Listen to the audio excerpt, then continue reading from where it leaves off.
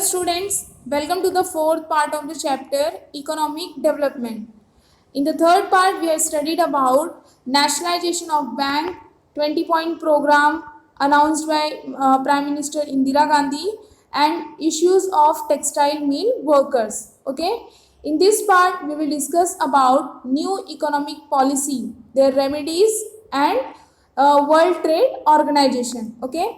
The year 1991 is very important in the history of modern India. After the 10th general elections, P.V. Narasimha Rao became the Prime Minister of India with Dr. Manmohan Singh as Finance Minister, and he adopted the new economic policy of linking India's economy with the global economy. See, 1991 का जो year है वो modern India की history के लिए बहुत ही important है. After the 10th general elections, यानी हमारी कंट्री जब आज़ाद हुई, हमारी कंट्री को इंडिपेंडेंस मिला, तो जनरल इलेक्शंस कंडक्ट किए गए. तो 10th जनरल इलेक्शन के बाद हमारे कंट्री के प्राइम मिनिस्टर कौन बने? पीवी नरसिम्हा राव, और finance minister doctor Manmohan Singh. जब मनमोहन सिंह जो है फाइनेंस मिनिस्टर बने, तो उन्होंने इंडिया के लिए जो है एक न्यू इकोनॉमिक पॉलिसी बनाई, और वो न्यू इकोनॉमिक पॉलिसी को, इंडिया के न्यू इकोनॉमिक पॉलिसी को उन्होंने किसके साथ कनेक्ट किया? लिंक किया global economy. Okay. Next, for this fundamental changes were brought about the Indian economy. और ऐसा करने के लिए कुछ बेसिक चेंजेस, हमारे इंडियन इकोनॉमी में कुछ बेसिक चेंजेस लाए गए. Okay. Indian economy has brought in tune with the global main stream. Doctor Manmohan Singh ने जो है इंडियन इकोनॉमी को किसके ट्यून में यानी इक्वल, ग्लोबल मेन स्ट्रीम के इक्वल उन्होंने लाया इंडियन इकोनॉमी को. Okay. And during this period Indian economy was in a crisis situation. Crisis situation का मतलब यहाँ पे क्या होगा कि इनके पीरियड में, यानी जब पीवी नरसिम्हा राव प्राइम मिनिस्टर थे और doctor Manmohan Singh finance minister थे, इस टाइम पे हमारे कंट्री की इकोनॉमी जो है पूरी तरह से बोला जाए तो तबाह हो चुकी थी. ओके. बहुत ही इकोनॉमिक ग्रोथ भी बहुत ही लो हो गया था, और उस टाइम पे इंडियन इकोनॉमी कैसे सिचुएशन में थी? क्राइसिस सिचुएशन में. Okay. Before the PV Narasimha Rao government took charge, Chandrashekhar was a prime minister. During his tenure the rate of inflation was 17%. सी, जब पीवी नरसिम्हा राव गवर्नमेंट के पहले, यानी पीवी नरसिम्हा राव जब प्राइम मिनिस्टर नहीं थे, उसके पहले कौन थे प्राइम मिनिस्टर? चंद्रशेखर. और इनके टाइम पीरियड में, यानी जब हमारे कंट्री के प्राइम मिनिस्टर चंद्रशेखर थे, तो इनके टेन्योर के टाइम पे रेट ऑफ इन्फ्लेशन, यानी हमारे कंट्री का इन्फ्लेशन रेट कितना था? 17%. ओके. इन्फ्लेशन मीन्स क्या होगा? महंगाई. ओके. महंगाई भत्ता जिसको बोला जाता है, उसको क्या बोलेंगे? Inflation. Economic growth rate had gone down by 1.1%. और इकोनॉमिक ग्रोथ रेट, हमारे कंट्री का इकोनॉमिक ग्रोथ रेट कितना नीचे चला गया? 1.1%.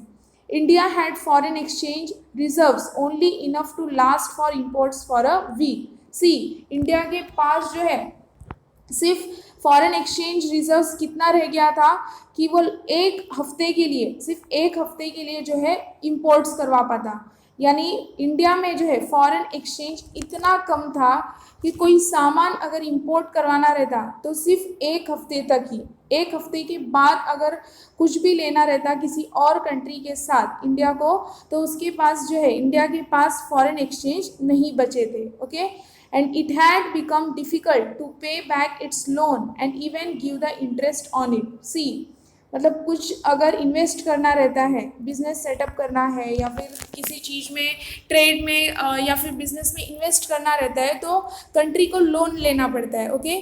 तो ऐसे ही हमारे कंट्री ने भी लोन लिया था. तो ऐसा सिचुएशन था हमारे इंडियन इकोनॉमी का कि वो उस टाइम पे लोन भी पे नहीं कर सकती थी, और लोन ही नहीं पे कर सकती थी तो इंटरेस्ट तो दूर की बात है. Okay. And in May 1991, the government had tried to control the situation by selling some of its gold reserves and by mortgaging some. See, 1991 में जो है ऐसा कहा जाता है कि हमारा देश जो है इतना कंगाल हो गया था कि उसके पास कुछ भी नहीं बचा था. यहाँ तक कि बोला गया है कि फॉरेन एक्सचेंज भी नहीं बचे थे, फॉरेन एक्सचेंज रिजर्व्स नहीं बचे थे. और 1991 में जो है, मई 1991 में गवर्नमेंट ने इस सिचुएशन को, ये क्राइसिस सिचुएशन को कंट्रोल करने के लिए कुछ अपने जो है गोल्ड रिजर्व्स जो है उन्होंने बेचा और कुछ रिजर्व्स को क्या किया, मॉर्टिगेजिंग यानी गिरवी रख दिया, ओके, लोन चुकाने के लिए. And before the Chandrasekhar government, the VP Singh government had incurred a liability of 10,000 crore rupees on the economy by waiving of the loans of all farmers. See, इससे पहले यानी चंद्रशेखर जब प्राइम मिनिस्टर बने, यानी उनका गवर्नमेंट जब था, उससे पहले किसका गवर्नमेंट था, वीपी सिंह का. वीपी सिंह ऑलरेडी जो है अपने देश को, अपने कंट्री को 10,000 करोड़ रुपीस कर्जे में डुबा के गए थे. लाइबिलिटी मीन्स क्या होगा, कर्जा, क्योंकि उन्होंने जितने भी फार्मर्स जो थे, फार्मर्स ने उस टाइम पे जितना भी मीन्स लोन लिया था, वो फार्मर्स के लोन को उन्होंने क्या कर दिया था, माफ़ कर दिया था. ओके, वेविंग मतलब क्या होता है, माफ़ करना. तो मई 1991 में गवर्नमेंट ने इस सिचुएशन को कंट्रोल करने की कोशिश की. उन्होंने गवर्नमेंट के पास जो गोल्ड रिजर्व्स थे उन्हें कुछ गोल्ड रिजर्व जो है बेच दिया, ठीक है, और लोन चुकाने के लिए, और कुछ गोल्ड रिजर्व्स को उन्होंने गिरवी रख दिया. ओके, और before the Chandrashekhar government, Chandrashekhar government के पहले वीपी सिंह की गवर्नमेंट थी. तो वीपी सिंह की गवर्नमेंट जब थी तो उन्होंने कंट्री को जो है 10,000 करोड़ रुपीस कर्जे में डुबा के वो गए थे. ओके, क्योंकि उन्होंने फार्मर्स के लिए गए लोन को क्या कर दिया था, माफ़ कर दिया था. Okay, next, the proportion of internal loans of central and state governments together to the gross domestic product was 55%. Okay, तो इंटरनल लोन्स यानी हमारे कंट्री के जो इंटरनल लोन्स थे सेंट्रल और स्टेट गवर्नमेंट के, टुगेदर जो है मिलके ग्रॉस डोमेस्टिक प्रोडक्ट कितना हो गया था, 55%. सी, इंटरनल लोन्स का परसेंटेज कितना बोला गया है, सेंट्रल और स्टेट गवर्नमेंट का मिला के, किसके लिए, ग्रॉस डोमेस्टिक प्रोडक्ट के लिए, यानी जीडीपी का कितना हो गया था, 55%. And in 1980 to 81 foreign loan was 2,350 crore dollars. See, 1980 से लेके 81 तक जो फॉरेन लोन था कंट्री के ऊपर, वो कितना हो चुका था, 2,350 crore dollars. And it increased to 8,380 crore dollars in 1990 to 91. See, 1990 to 91 decade में जो है यही लोन कितना इंक्रीज हो गया, 8,380 करोड़ डॉलर्स. 1980 टू 81 में अगर देखा जाए तो 2,350 करोड़ डॉलर ही था, लेकिन 1990 और 91 में ये इंक्रीज होके कितना हो गया, 8,380 करोड़ डॉलर्स. ओके, हम ये मतलब देख के अंदाज़ा लगा सकते हैं, पढ़ के अंदाज़ा लगा सकते हैं कि हमारे उस टाइम पे 1991 के टाइम पे हमारी इंडियन इकोनॉमी कितनी वर्स्ट हो चुकी थी. Okay, and at this time India had foreign exchange reserves of only 100 crore dollars. See, उनको कर्जा कितना था, लोन कितना चुकाना था, 8,380 करोड़ डॉलर्स. और इंडिया के पास उस टाइम पे फॉरेन एक्सचेंज रिजर्व सिर्फ कितने रह गए थे, 100 crore dollars. Okay, and this also had the background of the increased oil prices due to the invasion of Kuwait by Iraq. Means Kuwait country पे जो है इराक ने अटैक कर दिया था उसी टाइम पे, और ऑयल के जो प्राइसेस थे वो भी बढ़ा दिए गए थे. Okay, it became difficult for India to raise a loan. अब ये इंडियन इकोनॉमी पहले से ही ख़राब हो चुकी थी, वर्स्ट हो चुकी थी. अब ऐसे सिचुएशन में यानी कर्जा चुकाने के लिए, लोन को पे करने के लिए जो है इंडिया दोबारा जो है लोन नहीं ले सकती थी, वो ऑलरेडी मीन्स इतने कर्जे में डूबी हुई थी. And even the non resident Indians, जिसको NRI कहा जाता है, नॉन रेसिडेंट इंडियंस, यानी जो फॉरेन कंट्री में जाके रहते हैं, मीन्स वो परमानेंटली नहीं रहते, ऐसे ही non resident Indians started withdrawing their deposits in foreign currency from India. तो इंडिया में जो फॉरेन करेंसी उन्होंने डिपॉजिट की थी, तो इवन NRI ने भी अपना फॉरेन करेंसी जो उन्होंने इंडिया में डिपॉजिट किया था वहाँ से उन्होंने क्या कर लिया, विड्रॉ कर लिया, क्योंकि उन्होंने देखा कि इन्वेस्ट करने से कुछ मतलब नहीं है. इंडिया कंट्री जो है उसकी इकोनॉमी तो धीरे धीरे क्या हो रही है, वर्स्ट होते जा रही है, डूबती जा रही है. Okay, next, remedies. अब जो इंडियन इकोनॉमीज जो पूरी तरह से हमारी 1991 के पीरियड में जो पूरी तरह से वर्स्ट हो चुकी थी, तो वो सिचुएशन को कैसे कंट्रोल में किया गया, ओके, कैसे कंट्रोल में लाया गया। तो जो हमने देखा कि 1991 का पीरियड जो है मॉडर्न इंडियन हिस्ट्री के लिए कितना इम्पॉर्टेंट है, ठीक है। तो अब हम रेमेडीज देखेंगे। रेमेडीज का मतलब क्या होता है, उपाय, मेशर्स। तो एज अ फाइनेंस मिनिस्टर या फिर हमारे कंट्री के प्राइम मिनिस्टर ने कौन से मेशर्स अडॉप्ट किए, जो मेशर्स अडॉप्ट करके जो है हमारी इंडियन इकोनॉमी धीरे धीरे क्या हो गई, इम्प्रूव हो गई, okay. PV Narasimha Rao appointed doctor Manmohan Singh as finance minister in order to find a way out of this situation. See, हमने चंद्रशेखर का भी गवर्नमेंट देखा। चंद्रशेखर गवर्नमेंट के टाइम पे भी जो हमारी इंडियन इकोनॉमी थी वो वर्स्ट हो चुकी थी, ओके। वीपी सिंह जब गवर्नमेंट थे तो वो ऑलरेडी $10,000 करोड़ जो है उन्होंने $10,000 उन्होंने क्या किया था, लाइबिलिटी कर्जा करके गए थे, क्योंकि फार्मर्स का लोन उन्होंने माफ़ कर दिया था। फिर जब पीवी नरसिम्हा राव प्राइम मिनिस्टर बने और उन्होंने finance minister, as a finance minister किसको अपॉइंट किया, डॉक्टर मनमोहन सिंह को, okay. Doctor Singh undertook many corrective measures, और जब doctor Manmohan Singh finance minister बने तो उन्होंने हमारे इंडियन इकोनॉमी को इम्प्रूव करने के लिए, डेवलप करने के लिए बहुत सारे करेक्टिव मेजर्स सोचे, ओके, उपाय सोचे। The situation began to change, और धीरे धीरे जो हमारे इंडियन इकोनॉमी का क्राइसिस सिचुएशन था वो धीरे धीरे क्या होने लगा, चेंज होने लगा। He remove the restrictions on foreign investment. तो सबसे पहले इन्होंने क्या उपाय सोचा कि उन्होंने क्या किया कि जो फॉरेन इन्वेस्टमेंट पे जो रेस्ट्रिक्शंस लगाए गए थे वो उन्होंने हटा दिया, okay. He restricted the licence system to 18 industry. उन्होंने मतलब कंपलसरी किया, रेस्ट्रिक्शन लगाया, रेस्ट्रिक्टेड किया 18 इंडस्ट्री को लाइसेंस सिस्टम, यानी उनके पास लाइसेंस होना चाहिए। जैसे उसमें से कौन से इंडस्ट्रीज थे, like coal industry, petroleum, sugar, okay, animal fats and oil, cigarettes and tobacco. तो ऐसे करके जो है 18 इंडस्ट्रीज थी जिनके ऊपर जो है उन्होंने रेस्ट्रिक्टेड लाइसेंस सिस्टम लागू किया, ओके, कि वो इंडस्ट्री को अगर सेटअप करना है, स्टैब्लिश करना है तो उनको जो है लाइसेंस लेना पड़ेगा, okay.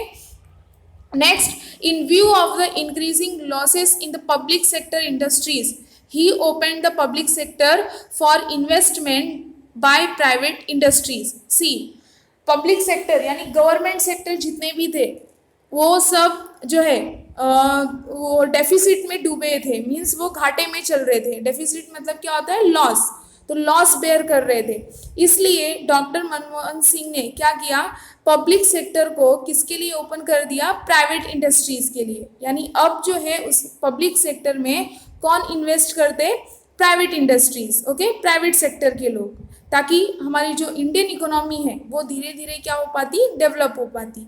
And in order to bring the share market under control, he established the Securities and Exchange Board of India, that is SEBI, in 1992. See, doctor Manmohan Singh ने दूसरा उपाय कौन सा अडॉप्ट किया, दूसरा मेजर्स कि शेयर मार्केट को कंट्रोल में लाने के लिए उन्होंने सेबी यानी securities and exchange board of India को स्टैब्लिश किया। कब, 1992 में। सेबी क्या है, SEBI is a statutory regulatory body जिसकी रिस्पॉन्सिबिलिटी क्या होती है कि फाइनेंस, ये सेबी क्या होता है, फाइनेंशियल इंस्ट्रूमेंट सिक्योरिटी प्रोवाइड करना। जैसे अगर ट्रेड वगैरह करना है तो हमें जो है मीन्स मॉनेटरी वैल्यू के लिए कुछ अपना सिक्योरिटी जो है इस ऑर्गेनाइजेशन में रखना पड़ता है, गिरवी रखना पड़ता है। जैसे म्यूचुअल फंड्स में कुछ करना, बॉन्ड्स है, डिबेंचर्स है, ओके, तो उसको क्या कहा जाएगा, security and exchange board of India, means securities and exchange board of India, ये सेबी की रिस्पॉन्सिबिलिटी क्या रहती है, to regulate the Indian capital markets और फाइनेंशियल मार्केट, ओके।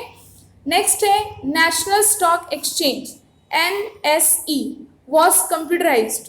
हमारे गवर्नमेंट ने जो है नेशनल स्टॉक एक्सचेंज को क्या कर दिया, कंप्यूटराइज। नेशनल स्टॉक एक्सचेंज क्या होता है, स्टॉक मार्केट और share market, okay. He gave priority to remove the spectre of recession, okay. तो नेशनल स्टॉक एक्सचेंज को कंप्यूटराइज किया गया और उन्होंने डॉक्टर मनमोहन सिंह ने किसको जो है प्रायोरिटी दी, रिसेशन को क्या करना, रिमूव करने की। Okay, next, foreign investment in India grew during the first tenure of Dr. Manmohan Singh as finance minister. See धीरे धीरे जो है हम देखेंगे कि हमारी इंडियन इकोनॉमी किस तरह से इम्प्रूव होना शुरू हुई कि जब doctor Manmohan Singh finance minister बने, तो उस टाइम पे जो है फॉरेन इन्वेस्टमेंट, इंडिया में फॉरेन इन्वेस्टमेंट धीरे धीरे क्या होने लगा, बढ़ने लगा। And India could recover the gold mortgage with the Bank of England. See जो इंडिया ने जो है, हमारी कंट्री ने जो अपने गोल्ड रिजर्व्स गिरवी रखे थे या फिर बेच दिए थे, तो एज अ फाइनेंस मिनिस्टर यानी डॉक्टर मनमोहन सिंह जब फाइनेंस मिनिस्टर बने, तो धीरे धीरे करके इंडिया ने गोल्ड मॉर्गेज यानी गोल्ड रिजर्व जो गिरवी रखा था उसको भी क्या किया, रिकवर किया। Okay, and the government got the support of the capitalist class as well as the middle class. और हमारे इंडियन गवर्नमेंट को दोनों क्लास का सपोर्ट भी मिला, कैपिटलिस्ट क्लास का भी और मिडिल क्लास का भी। As the government opened up the telecom sector, mobile phone services started all over the country. और हमारी गवर्नमेंट ने जो है टेलीकॉम सेक्टर भी ओपन किया, जिसकी वजह से पूरे कंट्री में मोबाइल फ़ोन सर्विसेज भी स्टार्ट किया गया। And doctor Manmohan Singh signed the agreement with the world trade organisation. और फिर लास्ट मेजर ये है कि डॉक्टर मनमोहन सिंह ने किसके साथ अग्रीमेंट यानी किसके साथ डील किया, वर्ल्ड ट्रेड ऑर्गेनाइजेशन के साथ। एंड लॉन्च द पॉलिसी, हमारी इंडियन इकोनॉमी की पॉलिसी, न्यू इकोनॉमिक पॉलिसी क्या बनी, प्राइवेटाइजेशन, लिबरलाइजेशन एंड ग्लोबलाइजेशन। तो ये था हमारा न्यू इकोनॉमिक पॉलिसी जो कि किसने किया, डॉक्टर मनमोहन सिंह ने। क्या लॉन्च किया, कौन सी policy, policy of privatisation, liberalisation and globalisation. Okay, next, world trade organisation. अब हम देखेंगे कि ये ऑर्गेनाइजेशन का फंक्शन क्या है, इसके मेन ऑब्जेक्टिव्स क्या हैं। ओके, क्यों ये इस्टेब्लिश किया गया। In 1995 India became a member of the world trade organisation. हमारी जो कंट्री है ये वर्ल्ड ट्रेड यानी WTO की मेंबर कब बनी, 1995 में। The organisation had the following objectives, organisation के बहुत सारे ऑब्जेक्टिव्स थे, जैसे कि to free trade between countries यानी नेशंस के बीच में, कंट्रीज के बीच में फ्री ट्रेड होना चाहिए। To put to an end all those discriminatory laws, restrictions, rules and policies that are hurdles in the way of international free trade. और सेकेंड ऑब्जेक्टिव्स क्या, हर्डल मीन्स क्या होता है, ऑब्स्ट्रक्शन, रुकावट, यानी इंटरनेशनल फ्री ट्रेड के बीच में जो भी रुकावटें थी, जैसे कि डिस्क्रिमिनेटरी लॉज यानी भेदभाव वाला कानून, ठीक है, रेस्ट्रिक्शंस, रूल्स एंड पॉलिसीज जितने भी थे इंटरनेशनल फ्री ट्रेड के रास्ते में आने वाले जितनी भी रुकावटें थी, सबको ये WTO ने क्या किया, एंड कर दिया। ओके, ख़त्म किया। And add to regulate global trade with the help of a formal multi party mechanism. Regulate मतलब क्या होता है, कंट्रोल और मेंटेन। रेगुलेट मतलब क्या होता है, कंट्रोल करना।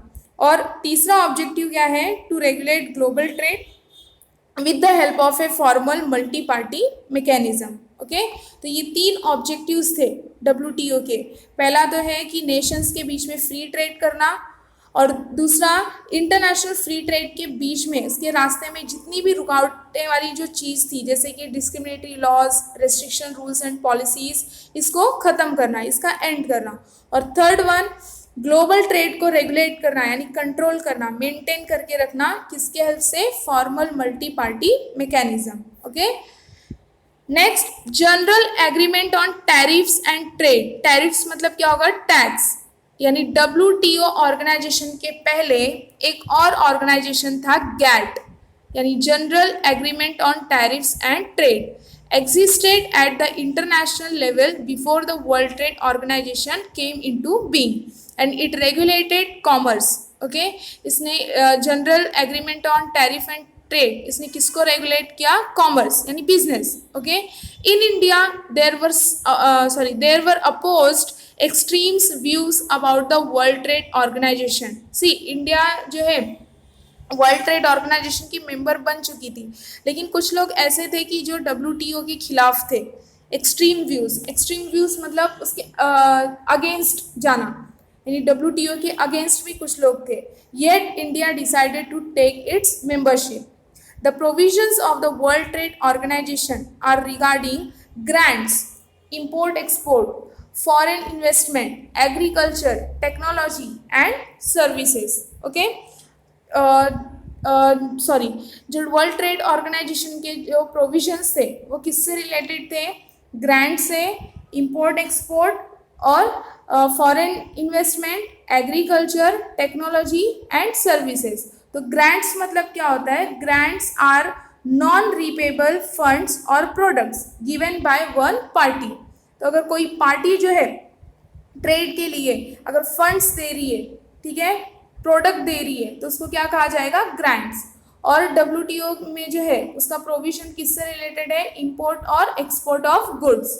नेक्स्ट, फॉरेन इन्वेस्टमेंट, एग्रीकल्चर से रिलेटेड, टेक्नोलॉजी एंड सर्विसेज।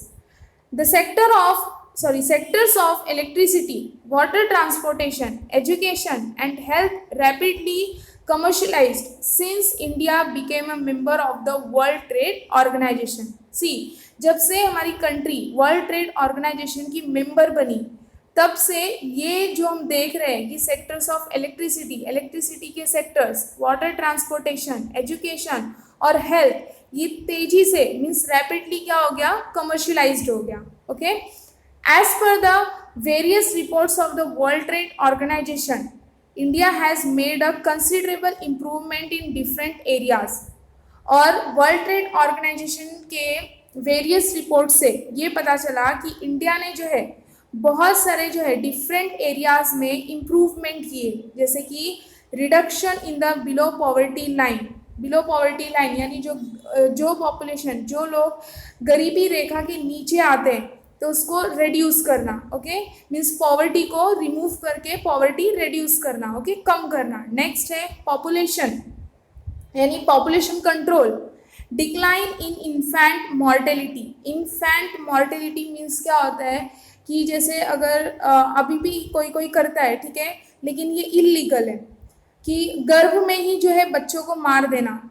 अगर गर्ल हुई, अगर माँ को पता चल रहा है या फिर फैमिली मेम्बर को पता चल रहा है कि गर्ल है, तो गर्भ में ही बच्ची को मार देना, या फिर पैदा होते ही, या फिर जो बच्चे मर रहे हैं तो उसको क्या कहा जाएगा?